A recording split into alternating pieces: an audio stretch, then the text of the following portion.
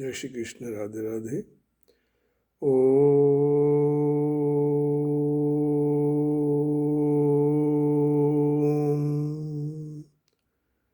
वंशीधरं दुत्रधरं नमामि मनोहरं मोहहरं च कृष्णं मालाधरं धर्मधुरं धरं च पार्थस्य सारथ्यकरं च देवं कर्तव्यदीक्षां च समत्वशिक्षां ज्ञानस्य भिक्षां शरणागतिं च ददाति गीता करुणाद्रभूत कृष्णेन गीता जगतो हिताय। गीता सुगीता कर्तव्या किमन्यैः शास्त्रविस्तरैः या स्वयं पद्मनाभस्य मुखपद्माद् विनिश्रुता। श्रीमद् भगवद गीता जी अध्याय 13वां श्लोक 34वां अंतिम श्लोक आज इस अध्याय को पूरा करेंगे। अब भगवान क्षेत्र और क्षेत्रज्ञ के विभाग को जानने का फल और बताकर उपसंहार करते हैं। क्षेत्र क्षेत्रज्ञयोरेवम् अंतरं ज्ञान चक्षुषा भूत प्रकृति मोक्षं च ये विदुर्यान्ति ते परम्। क्षेत्र क्षेत्रज्ञयोरेवम् अंतरं ज्ञान चक्षुषा भूत प्रकृति मोक्षं च ये विदुर्यान्ति ते परम। इस तरह जो ज्ञान रूपी नेत्रों से क्षेत्र और क्षेत्रज्ञ विभाग को और कार्य कारण सहित प्रकृति से अपने को अलग जानता है वह परमात्मा को प्राप्त हो जाता है। माने हम सब जगह परमात्मा है। परमात्मा प्रकृति का ही रूप है। परमात्मा का रूप ही प्रकृति है और प्रकृति के द्वारा यह सारा संसार चलता है। माया उसके साथ है। माया के सहारे भगवान इस सृष्टि की रचना करते हैं। तो प्रकृतिस्थ जो पुरुष है जरूर परमात्मा का अंश है, लेकिन हम इस माया के आवरण से ढक जाते हैं, तो हम ईश्वर के अंश होते हुए भी भूल जाते हैं उसे। लेकिन कोई भी आदमी यह क्षेत्र, ये पूरा शरीर है, उसमें बैठा हुआ क्षेत्रज्ञ है, देही है, शरीरी है। यह शरीर भिन्न है, इतना जान ले सब कुछ परमात्मा है, तो बस उसको मुक्ति ही मुक्ति मिलेगी।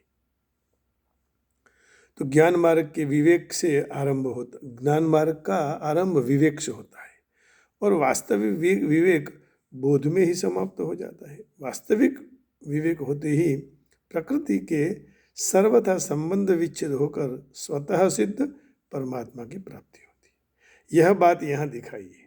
क्षेत्र क्षेत्रज्ञयोः एवं अंतरम ज्ञान चक्षुषा। सत असत, नित्य अनित्य, क्षेत्र क्षेत्रज्ञ अलग अलग तरह जानने के नाम को ज्ञान चक्षु विवेक कहते हैं। यह क्षेत्र विकारी है, लेकिन उसमें बैठा हुआ क्षेत्रज्ञ अविकारी है, देही अविकारी है, शरीरी अविकारी है, अंशी अविकारी है। लेकिन अंश विकार है, देह विनाशशील है, कभी भी एक रूप नहीं होता है, प्रतिक्षण परिवर्तित होता रहता है। कौन? क्षेत्र माने ये शरीर। इस तरह कोई भी क्षण नहीं है जिसमें स्थिर रहता हो, परंतु वह क्षेत्र में रहने वाला, उसको जानने वाला क्षेत्रज्ञ सदा एक रूप है, उसमें परिवर्तन नहीं होता है, न होगा, न होने की संभावना है। यही जानना, अनुभव करना ज्ञान चक्षु के द्वारा क्षेत्र क्षेत्रज्ञ विभाग को जानने का कहते हैं। भूत प्रकृति मोक्षम च विदुर्ये यान्ति ते परम। वास्तविक विवेक अर्थात बोध होते भूत और प्रकृति से, अर्थात प्रकृति के कार्य मात्र से और प्रकृति से संबंध विच्छेद हो जाता है।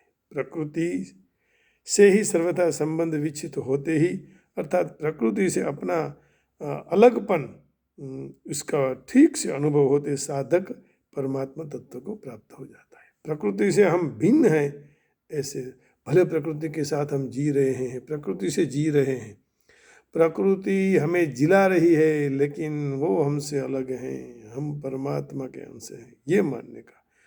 भगवान ने पहले अव्यक्त की उपासना करने वालों को अपनी प्राप्ति बताई। ते प्राप्नुवन्ति मामेव, 12वें अध्याय के 4वें श्लोक में।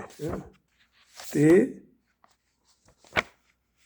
सन्नियम्येन्द्रियग्रामं सर्वत्र समबुद्धयः ते प्राप्नुवन्ति मामेव सर्वभूतहिते रताः।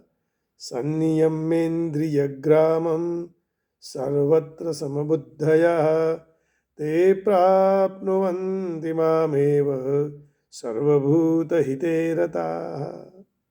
क्या कह रहे हैं?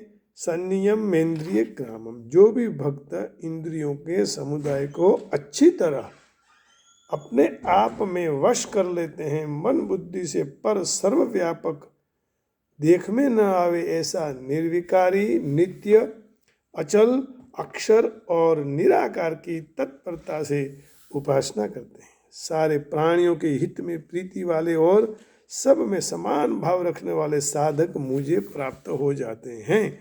ये भगवान ने 12वें अध्याय में कहा। 18वें अध्याय में भगवान कहते हैं मदभावायोपपद्यते, माने मेरे भाव को प्राप्त हो जाते हैं पद से। 23वें श्लोक में न स भूयो भी जायते पदों से, और यहाँ यान्ति ते परम पदम से कहा कि इस तरह जो करते हैं वह मुझे प्राप्त, माने सोचते हैं प्रकृति से हम अलग हैं, वो मुझे प्राप्त हो जाते हैं। ज्ञान मार्ग में देहाभिमान मुख्य विघ्न है। मैं हूँ, यह मुख्य अभिमान से ही विघ्न आता है, ज्ञान में सफलता नहीं होती। तो इस विघ्न को दूर करने के लिए भगवान ने इसी अध्याय के आरंभ में कहा, इदम शरीरम कौन्तेय क्षेत्रमित्य विधीयते।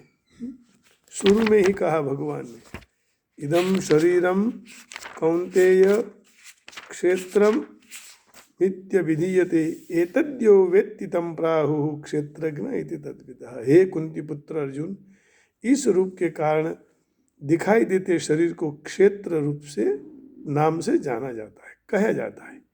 इसी क्षेत्र को जिस क्षण जो जानता है उस ज्ञानीजन क्षेत्रज्ञ ऐसे नाम से पुकारते हैं। तो इन पदों से शरीर क्षेत्र से अपनी क्षेत्रज्ञ की पृथकता का अनुभव करने के लिए कहा है। और दूसरे श्लोक में कहा, क्षेत्र क्षेत्रज्ञयोर ज्ञानम यत् ज्ञानम मतम मम। क्षेत्र और क्षेत्र को जानना यही परम ज्ञान है, और कुछ जानने की जरूरत नहीं है। हे भरतवंश उत्पन्न हुए अर्जुन, भरतवंश में उत्पन्न हुए अर्जुन, બધા ક્ષેત્રોમાં ક્ષેત્રજ્ઞ એટલે કે જીવાત્મા મને જાણ, અને क्षेत्रज्ञ જે જ્ઞાન છે તે જ મારા મત પ્રમાણે જ્ઞાન છે, और कोई ज्ञान नहीं है। क्षेत्रज्ञम चापिमां विद्धि सर्वक्षेत्रेषु भारत क्षेत्रज्ञयोर्ज्ञानम यत्तज्ज्ञानम मतम मम। तो इस पद से क्षेत्रज्ञ का ज्ञान को वास्तविक ज्ञान कहा। फिर क्षेत्रज्ञ की पृथकता का अलग अलग तरह से वर्णन किया। इसी विषय को उपसंहार करते हुए अंत में कहते हैं, क्षेत्रज्ञ की पृथकता को ठीक तरह से जान लेने से क्षेत्र के साथ सर्वथा संबंध विच्छेद हो जाता है, माने शरीर से क्षेत्र छूट जाता है, मेरा शरीर है ऐसा भाव नहीं रहता है। तो क्षेत्रज्ञ जो परमात्मा से विमुख होकर भिन्नता मान लेता है, क्षेत्र के सन्मुख होकर क्षेत्र के साथ एकता मान लेता है, इसलिए परमात्मा के साथ एकता और क्षेत्र के साथ सर्वथा भिन्नता दोनों बात आवश्यक हो गई। तो इससे भगवान ने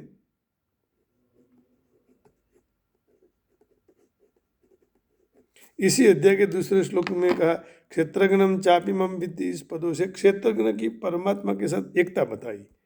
यहाँ क्षेत्र की समष्टि संसार के साथ एकता बताई। दोनों का तात्पर्य क्षेत्रज्ञ और परमात्मा की अभिन्नता बताने का कारण है। जिस तरह कोई भी मकान में अंधेरा हो जाए, कोई कह दे कि मकान में प्रेत रहते हैं और उसमें प्रेत दिखाने भी लगे, अर्थात प्रेत होने का वहम भी हो जाए, परंतु कोई साहसिक पुरुष यदि वहाँ जाए, देखें, तो प्रकाश करने से अंधेरा और प्रेत दोनों दूर हो जाते हैं, है ना। तो हमें भगवान को ढूंढने के लिए प्रयत्न तो करना चाहिए। अंधेरे में चलती के समय मनुष्य धीरे धीरे चलता है, कहीं ठोकर न लग जाए, कहीं खड्डा ना आवे, कभी गिर न जाए, कभी बीछी, कभी सांप, चोर, इन सब का भय लगता है। परंतु प्रकाश होते ही सारे भय दूर हो जाते हैं। इस तरह सर्वत्र परिपूर्ण प्रकाश स्वरूप परमात्मा से विमुख होते ही अंधकार स्वरूप संसार की सर्वत्र सत्ता दिखाने लगती है। भगवान की सत्ता है। भगवान से विमुख होंगे प्रकाश से तो संसार की सत्ता दिखाई लगी, और संसार से विमुख हो जाओगे, भगवान के सन्मुख हो जाओगे, तो फिर सत्ता ईश्वर की है ऐसा होने लगेगा।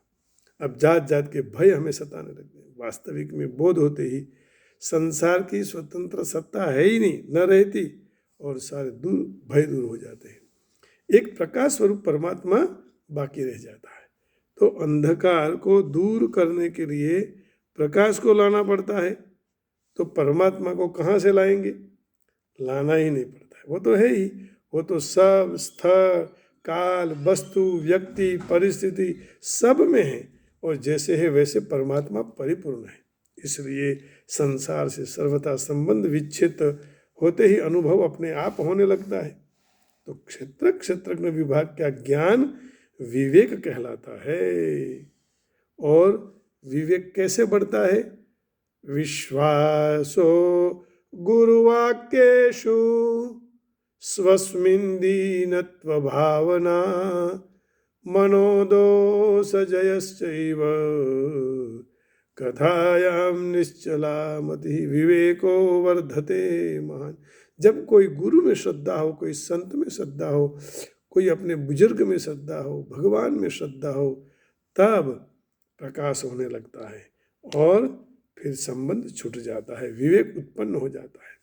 तो जो भी साधक विवेक को महत्व देकर क्षेत्र और क्षेत्रज्ञ के विभाग को ठीक तरह से जान लेगा, क्षेत्र माने शरीर, क्षेत्रज्ञ माने अंदर बैठा हुआ आत्मा, सो परमात्मा।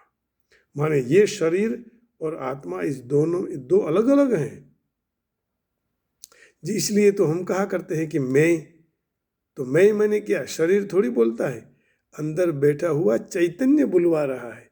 अरे एक दिन जब चैतन्य चला जाएगा तो न देख पाएंगे, न सुनेंगे, न बोल पाएंगे। शरीर की क्या ताकत है? कुछ भी नहीं। अंदर रहा हुआ परमात्मा ही चैतन्य स्वरूप हमें चेतनता देते हैं। तो इसी चैतन्य को प्रणाम करना चाहिए। चैतन्यम सुमनम मनम मन मनम मानम मनम वामनम। दिखाई में भले छोटे लगे भगवान, लेकिन विराट स्वरूप बन गए, है ना। तो गुजराती में एक भजन है, विष्णु वामन थईने आविया रे, विष्णु वामन थईने आविया रे। तो विष्णु भगवान वामन होकर आए।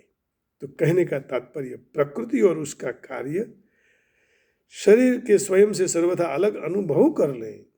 प्रकृति का कार्य अलग है और शरीर जो अलग है।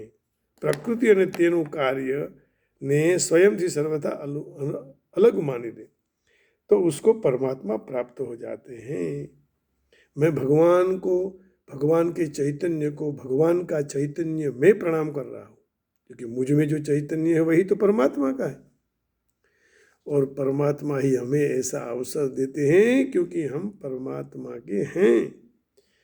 लेकिन हम भूल जाते हैं कि हम परमात्मा के हैं। परमात्मा तो कहते हैं कि तू मेरा है। तो उनकी दृष्टि में एक चिन्मय तत्व के सिवाय कुछ भी नहीं रहता है। भगवान ने 13वें अध्याय के 18वें श्लोक में कहा, मद भावायो पपद्यते। 18वें श्लोक में भगवान कह रहे हैं, इति क्षेत्रम तथा ज्ञानम ज्ञेयम चोक्तम समासतः मद्भक्त एतद् विज्ञाय मद्भावायोपपद्यते। इस तरह क्षेत्र, ज्ञान और उस ज्ञेय को संक्षिप्त में कह दिया।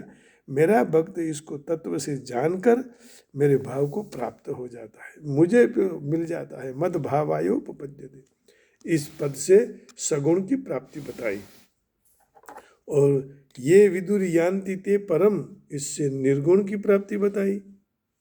फिर मद्भावम परम, प्राप्ति एक ही है, गीता के 8वें अध्याय का और 21वें 14वां अध्याय का 27वां श्लोक, ये विदुर यान्ति ते परम। तो यहाँ सगुण और निर्गुण की प्राप्ति भी बता दी।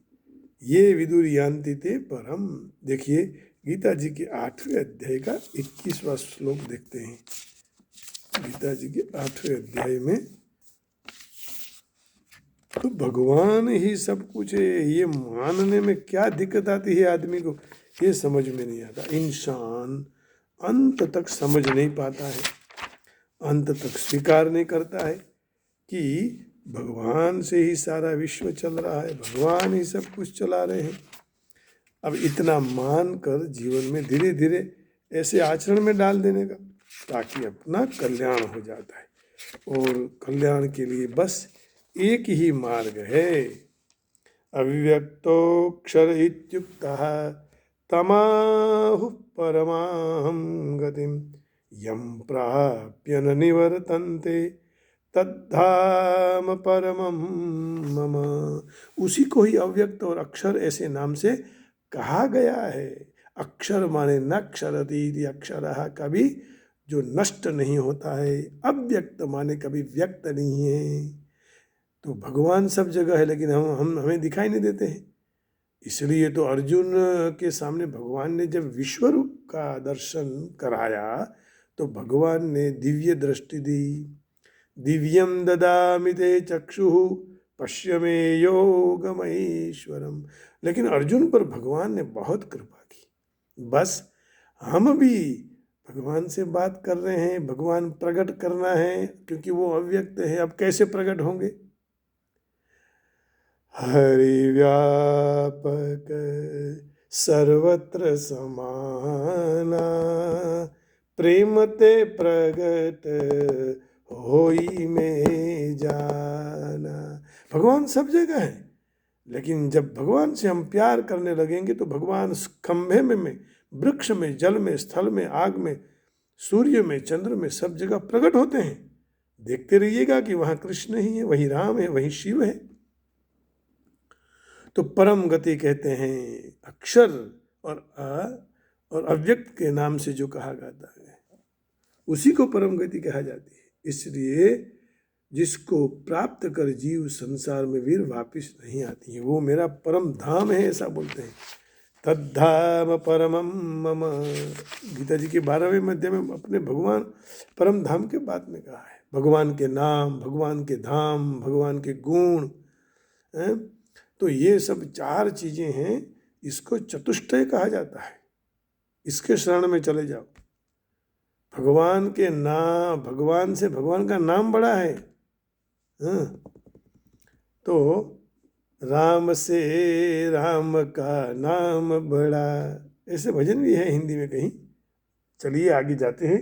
अग्निर्ज्योतिरः शुक्लः षण्मासा उत्तरायणम तत्र प्रयाता गच्छन्ति ब्रह्म ब्रह्मविदो जनः। प्रकाश स्वरूप अग्नि का अधिपति देवता, दिवस का अधिपति देवता, शुक्ल पक्ष का अधिपति देवता और 6 महीने वाला उत्तरायण का अधिपति देवता है।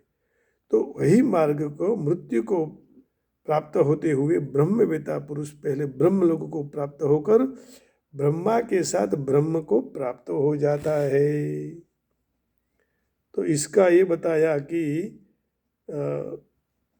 हमें यदि ब्रह्म को प्राप्त करना है तो ब्रह्ममय तो होना ही पड़ेगा, लेकिन भगवान से प्रार्थना करने की कि मेरा मृत्यु दक्षिणायन में न हो।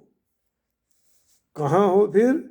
उत्तरायण में हो। श्रीमद् भागवत जी में इसलिए 6 महीने तक भीष्म पितामह जी बाण सैया पर सोते रहे और भगवान को याद करते रहे, और भगवान को कहा कि जब तक उत्तरायण नहीं होगा और आप सामने नहीं आओगे तब तक मैं अपने प्राण को रोक लूँगा। ये इतनी ताकत थी उनका।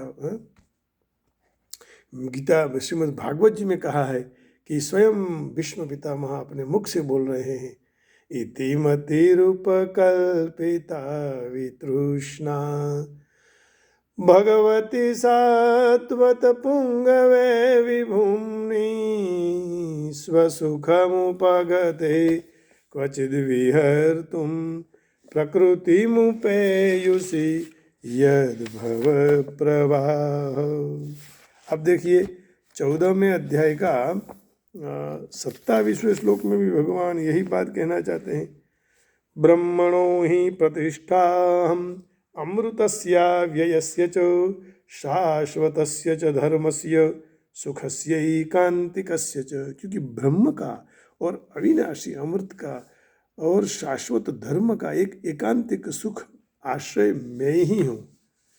फिर कहाँ इधर उधर भटके, भगवान के चरण में चला जाना चाहिए। तो यहाँ इस अध्याय को पूर्ण करते पहले हम थोड़ा अर्थ देख लेते हैं कि भगवान अंत में क्या कहते हैं। क्षेत्र क्षेत्रज्ञयोरेवम् अंतरम ज्ञान चक्षुषा भूत प्रकृति मोक्षम च ये विदुर्यान्ति ते परम। Those who thus perceive with the eye of wisdom the difference between the kshetra and kshetrajna and the phenomenon of liberation from prakriti with her evolutes reach the supreme eternal spirit। तो यहाँ भगवान यही कह रहे हैं कि जानना माने क्या, क्षेत्र को जानना और क्षेत्रज्ञ को जानना। बस ये दोनों बात आ जाए अपने में, फिर कार्य संपन्न हो जाता है। लेकिन हम ये स्वीकार नहीं कर सकते हैं ना, मान नहीं लेते हैं कि क्षेत्र हमारा शरीर अलग है और अंदर बैठा हुआ आत्मा भी अलग है।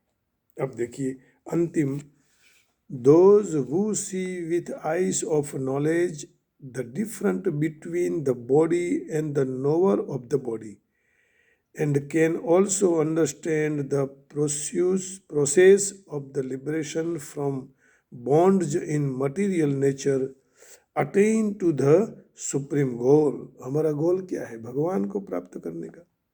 Those who see with eyes of knowledge the difference between the body and the knower of the body and can also understand the process of liberation from bonds in material nature attain to the supreme goal।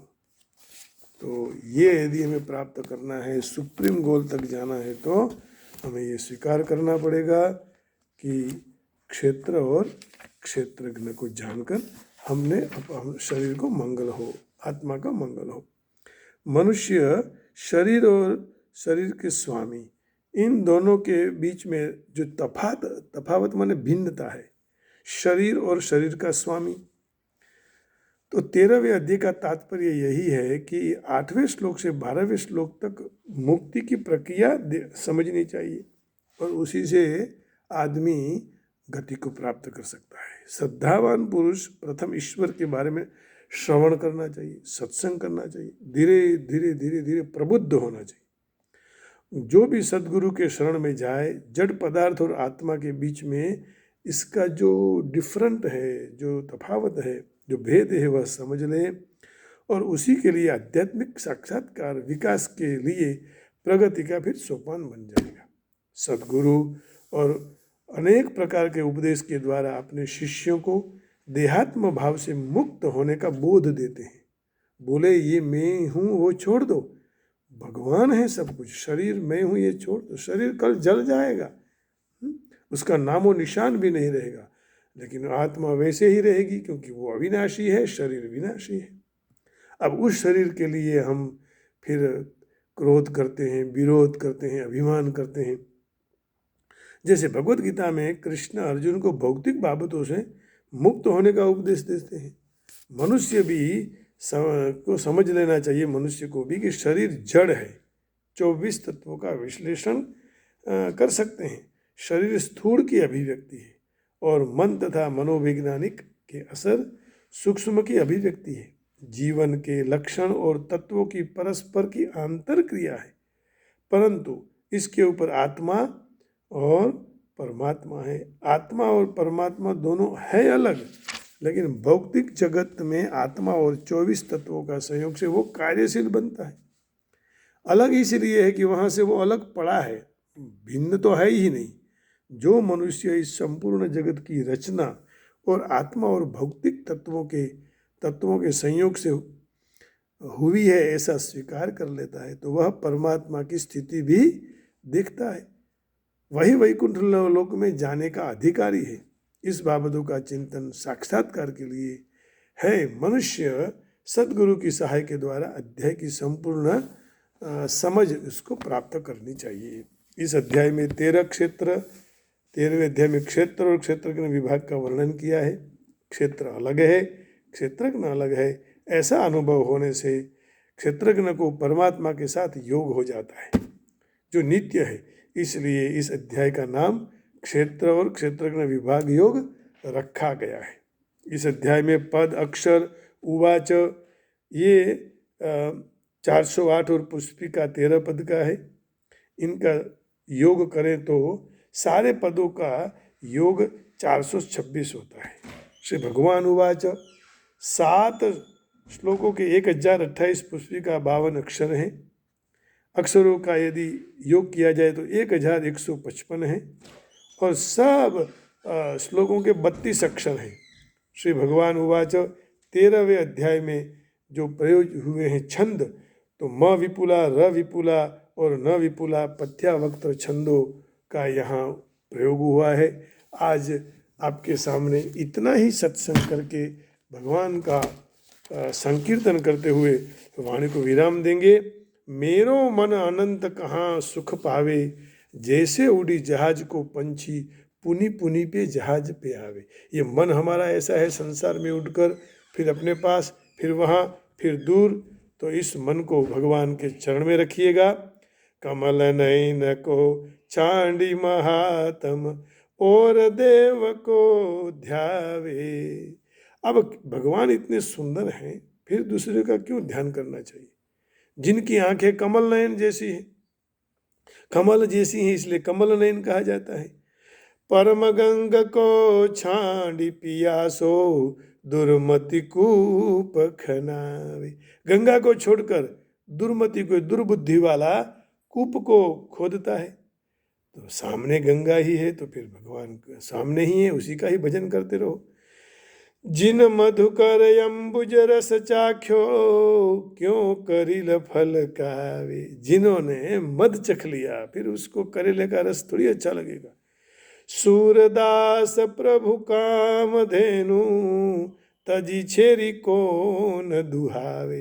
अब भगवान जैसे काम धेनु मिली है, जो जो मांगो वो देते हैं, ऐसे छोड़कर कोई बकरी को थोड़ी दोहने लगेगा, और यदि गया तो फिर वह मूर्ख है। इसलिए निरंतर हरि का नाम लेते जाइएगा।